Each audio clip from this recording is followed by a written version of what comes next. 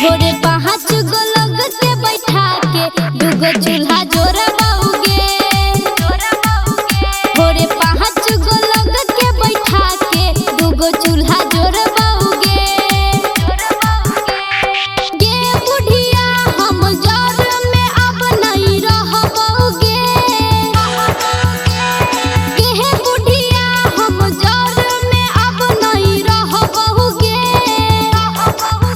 भोरे 5 गो लोग के बैठा के दूगो चूल्हा जोरबाऊगे। भोरे 5 गो लोग के बैठा के दूगो चूल्हा जोरबाऊगे। भोरे 5 गो लोग के बैठा के अभी आप सुन रहे हैं सावरिया म्यूजिक।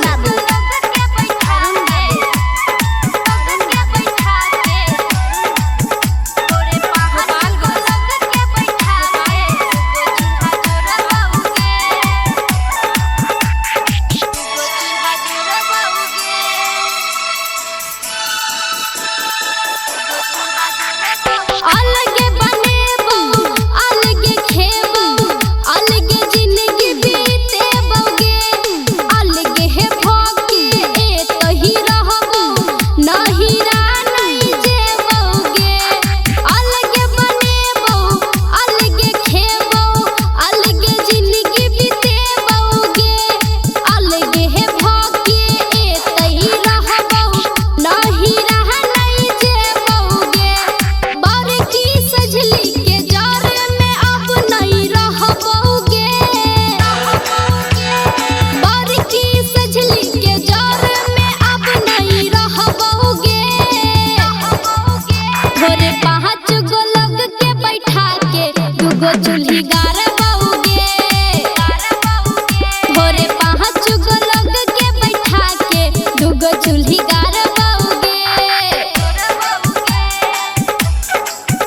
भोरे 5 गो लोग के बैठा के अरुण बाबू। भोरे 5 गो लोग के बैठा के गोपालगंज। भोरे 5 गो लोग के बैठा के दूगो चूल्हा जोरबाऊगे। दूगो चूल्हा जोरबाऊगे। बड़की गोतिनिया साँझ भोरे करै छै लड़ाई गे। अखन बाहा पर पिया जी के दै छै बताई गे। बड़की गोतिनिया साँझ भोरे करै छै लड़ाई गे। अखन बाहा पर पिया जी के दै छै बताई गे। आधा हिस्सा लगेबो खेत खलियान के। आधा हिस्सा लगेबो खेत खलियान के। भोरे 5 गो लोग के बैठा के दूगो चूल्हा गारबाऊगे।